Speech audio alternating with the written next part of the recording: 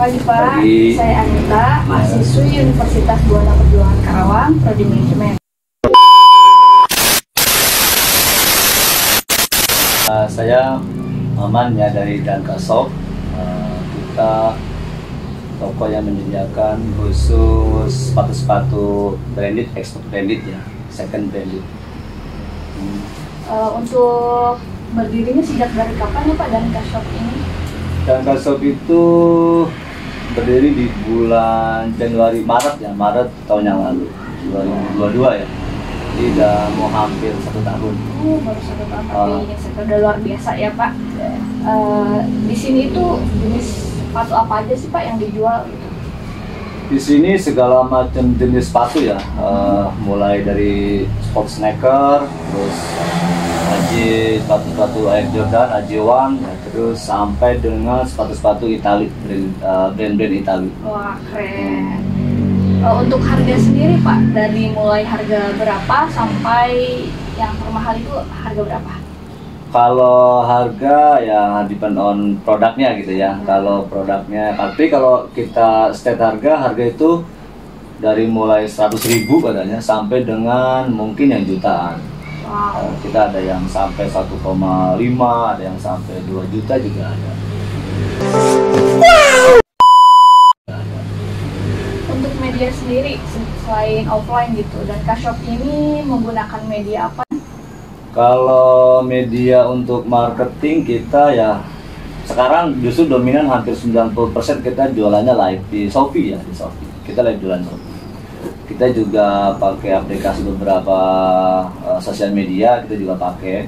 Tapi yang kontribusi terbesar dari salesnya ya tetap dari Shopee. Terus sekarang ini kan banyak banget gitu ya Pak yang jual sepatu, Betul, apalagi medianya juga banyak juga dari awal mula dibangun gitu. Gimana cara atau strategi ini dan Dankasop ini biar tetap eksis di tengah banyak yang gitu kompetitor di online ya online, ataupun di betul. offline gitu ya. Betul. Strategi kita untuk tetap bertahan, untuk tetap eksis gitu ya setahun ini yang dari kita alhamdulillah makin besar gitu ya. Kita mengadop sistem mix gitu ya, artinya sepatu-sepatu yang low grade kasarannya gitu ya, yang kayak sneaker kita mix dengan beberapa yang branded seperti AJ1, terus Itali gitu ya, brand Itali. Nah, terus strategi kita berada di harga di tengah-tengah gitu ya, di tengah-tengah. Jadi nggak terlalu high, nggak terlalu low. Jadi harga kita tuh masih memungkinkan untuk teman-teman reseller, teman-teman yang mungkin yang mau mencoba usaha sedikit-sedikit. Nah, mereka disinilah solusinya. Jadi para reseller itu kalau beli bal mereka nggak sanggup gitu ya. Dan kalau mereka pengen pengen coba bisnis gitu ya, beli secara parsial atau 1, 2, sampai 5, sampai 10 itu bisa. Nah, itulah kita kasih solusi dan mungkin itulah strategi kita ya. Jadi dari sisi harga kita masih sangat memungkinkan untuk bisa teman-teman reseller jual lagi. Nah, disitulah strategi kita. Jadi kita nggak main, misalkan pasaran harga AJ tipe A harganya misalkan 500.000, kita bisa jual di 350 atau di 370. Jadi masih ada gap buat teman-teman reseller. Terima kasih. Boleh ditunjukin Pak beberapa item yang paling best seller atau yang paling banyak diminati gitu sama konsumen? Kalau yang paling diminati itu model-model AJ ya, model AJ. AJ itu yang seperti ini. Nah, ini best seller ini. Keren banget teman-teman. Ini AJ1 ya, ini AJ1 Obsidian Glossy. Jadi yang memang yang paling diminati yang Nike yang Air Jordan. Selain itu juga ada yang basket. Nah, yang teman-teman banyak klub-klub basket sekolah. Ini yang offline yang paling paling best seller ya di offline itu yang basket.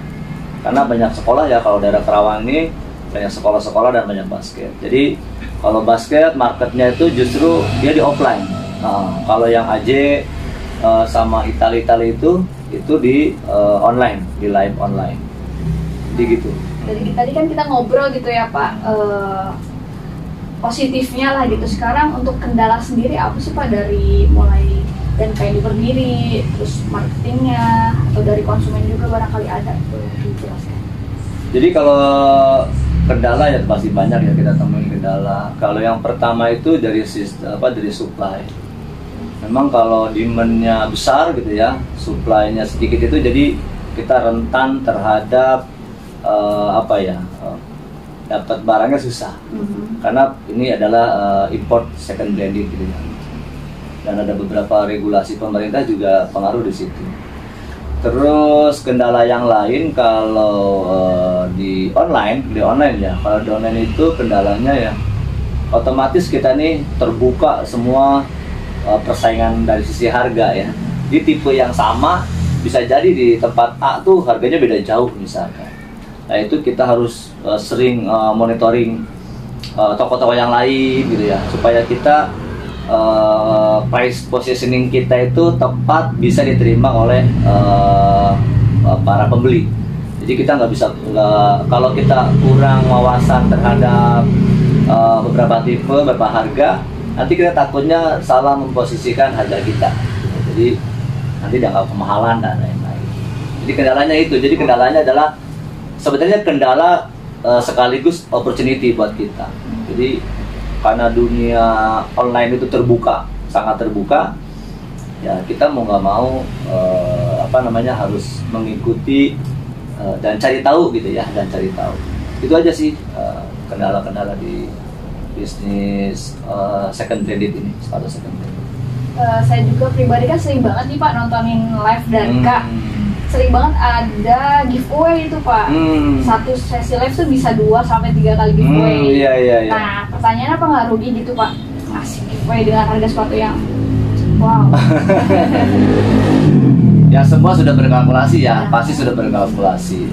Giveaway itu salah satu strategi kita. Ya pertama kita memberikan respect ya terhadap para viewer yang udah mengikuti nonton live kita gitu kan, mereka pantau, mereka nge-fix gitu ya. Di sisi lain kalau ada giveaway itu